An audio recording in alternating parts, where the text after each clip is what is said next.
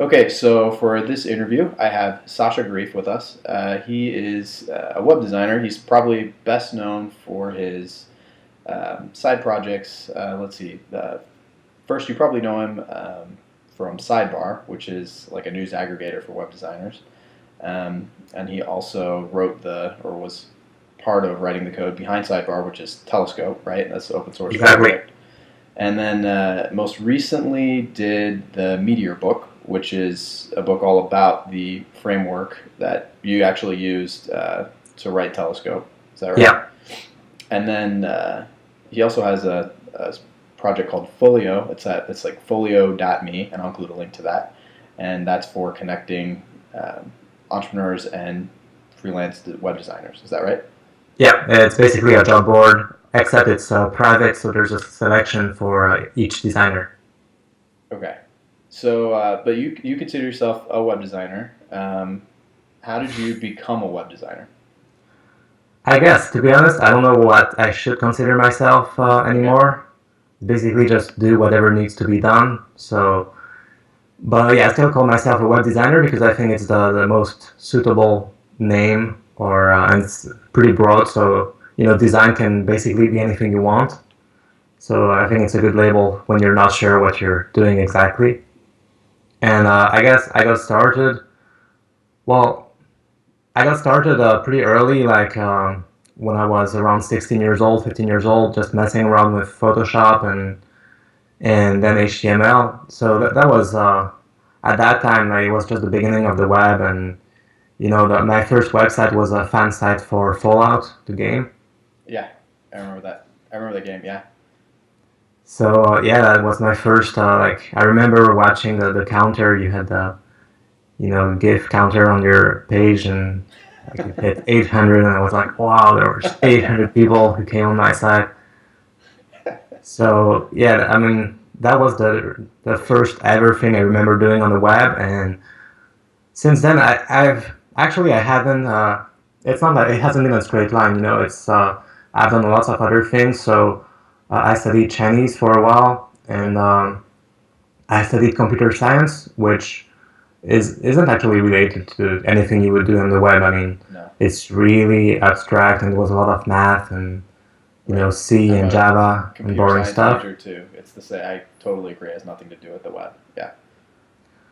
So yeah, I mean, I've always been interested in the web, but I would say I really started considering myself a professional web designer about when was that? 6 years ago. Okay. And since I was studying Chinese, I went to live 1 year in China, and originally it was to study, but I got bored pretty fast with that, and kind of by chance found a job in a web agency in Beijing. Okay. So it was, that was the first time, like, when I really started doing that professionally and getting paid for that. Okay. Is that when you started Accepted to, for, small jobs and stuff before, but that was the start.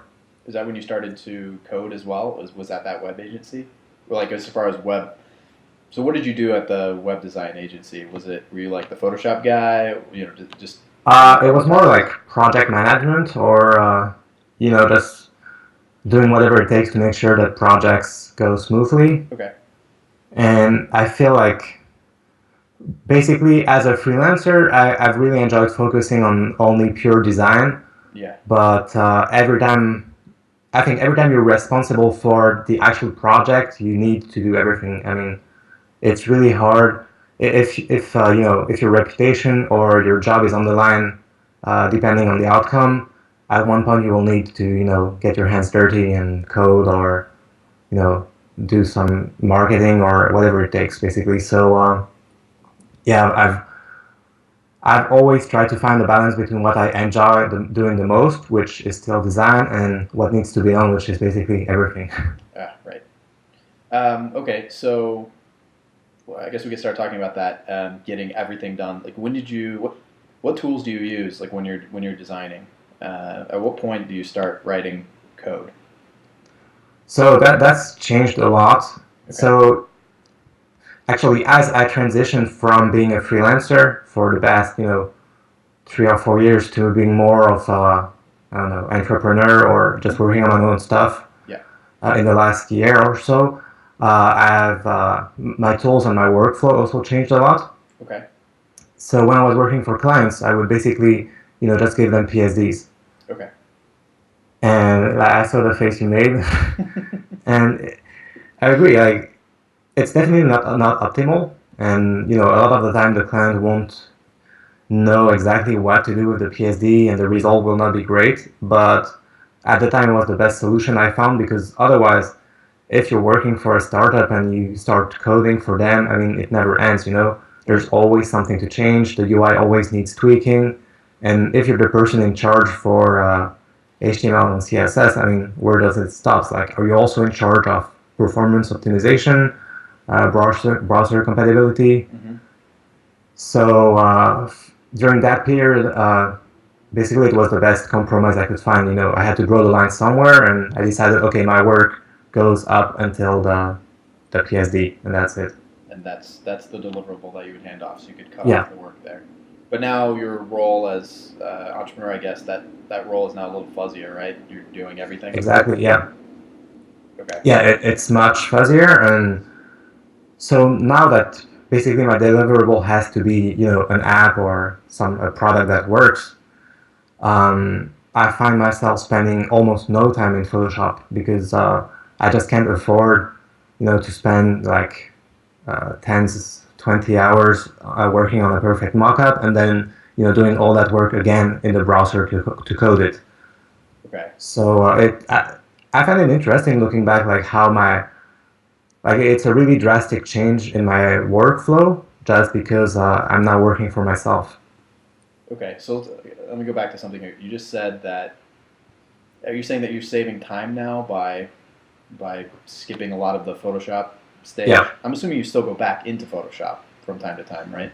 Yeah, so what I do now is basically really think about what I want to do, and do sketches and whatever it takes until I have a pretty clear picture of what I want in my head, Okay. and then I go straight to coding. Okay. And at that stage, I'll usually focus a lot more on content and the overall layout. Okay. So not the details, but just the grid and how things fit together on the page. And after that's done, maybe at that point I will go back into Photoshop and work on individual elements. So, a small icon or Right. illustration or... Okay. So you start off with a sketch, and then go straight from sketch, and I'm guessing, thinking about it a lot, right into writing HTML and CSS. Yeah. Okay. Um, so do you find that going straight into the browser is a hindrance to you in terms of your creativity? Like, a lot of designers are frustrated when they need to start writing code, and they find that they can't be that creative while they're doing that. How is that for you? Yeah, I definitely think that it's a hindrance on certain aspects. Like, for example, if you're talking about visual design, it's definitely a hindrance, because it's really, really hard to be as creative visually in the browser as in Photoshop. I mean, it's just, in Photoshop, it takes, half a second to draw a rectangle or a button or whatever. In the browser, it will take you 5 minutes. Yeah, right. So, I mean, iterating is much slower. On the other hand, maybe if you're in the browser, it can boost some other aspects of your creativity, like, animations or, transitions, maybe even writing. Sometimes, I find that I'm not really inspired to write copy in Photoshop, because it's not going to look the same way in the browser anyway, and Mm-hmm. it's not the same environment. Right. On the other hand, when I'm coding, it's the real thing, so I find it much easier to write copy and focus on the actual content of the page. So yeah, it's a trade-off. Okay. Um, so, okay, we've talked about you're diving right into the browser straight after sketching. Um, there's a trade-off with your creativity. What about overall speed, right? So, like, how the whole total time through the process to create something. Do you think this process is more efficient, or? Yeah, I definitely think it's more efficient. Um, I mean, if I'm selling a book, my goal is to have a landing page produced, and my goal is to sell the book. So it's not going to make a huge difference if, the landing page has amazing, shadows and gradients that could only be done in Photoshop. Right. So if I focus on the goal, I mean, it's much more efficient to reach that goal by designing in the browser and, keeping Photoshop in a kind of a minimal role, I think. On the other hand, if I was designing, I don't know, like maybe a landing page for a much fancier product or a startup that needs a really graphic and visual page, maybe designing in the browser would not be efficient because it would force me to spend more time deciding what I want or iterating in the wrong direction. So yeah, I think it all depends on what you're trying to accomplish, but at least so far for my own project, it has worked well. Okay, so I wanted to talk about this, I guess, blog post that you wrote called Flat Pixels, Yeah. which was really, really interesting. You went through the whole trend of flat design and the history of that and skeuomorphism and maybe your own theory as to why flat design is trending. I don't know if do you want to talk about that a little bit and how you started thinking about maybe designing in the browser because of that process? Yeah, so well, the reason I wrote this article was because flat design was a popular trend, and at the same time, I felt that people didn't really dig into the interesting part. It was always very superficial, and yeah, I wanted to write something that would be kind of the when someone asks, oh, what's the deal with flat design or skeuomorphism, we would just send them to my article, and it'd be done. I mean, that's all you need to know about that. Right. So, I mean, it kind of was an ambitious goal, but I mean, it's not the only article about the topic, but I think it's a pretty good um, example of that. So, but yeah, what I say about flat design and what I think is that because of responsive design, it's become the old process of designing something in Photoshop and then porting it one-to-one in the browser doesn't really work anymore. Mm-hmm. And so since you have to design more in the browser, flat design is more appropriate because it's just easier. I mean, not to say that you can't use shadows and there's a ton of CSS effects and stuff you can do in the browser, but still the tools and the whole workflow makes it easier to go the flat design route rather than do something that's very texture heavy. Right. Like, if only because if you need a texture, you need to think about it in advance, and there's no way to code that texture right on the spot in the browser, so it lengthens the iteration cycle even more. So yeah, I guess flat design makes for shorter iteration cycles, and that's why it works well with responsive design and designing in the browser. Right. I just thought that was really interesting. Okay, so do you mind talking a little bit about other tools that you use, like as a developer? Like, do you use source control? Do you use Sass versus less? Stuff Yeah, like that.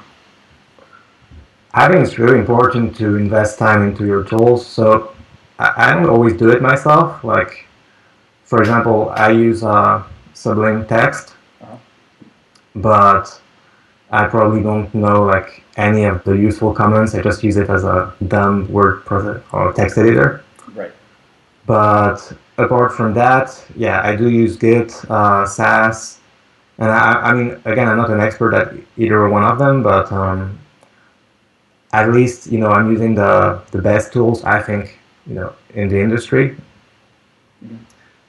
So I think that's really important. I mean, it surprises me honestly to see designers who are not using Sass or Less or Stylus in 2013. I mean, it's like it shows the wrong attitude, I think.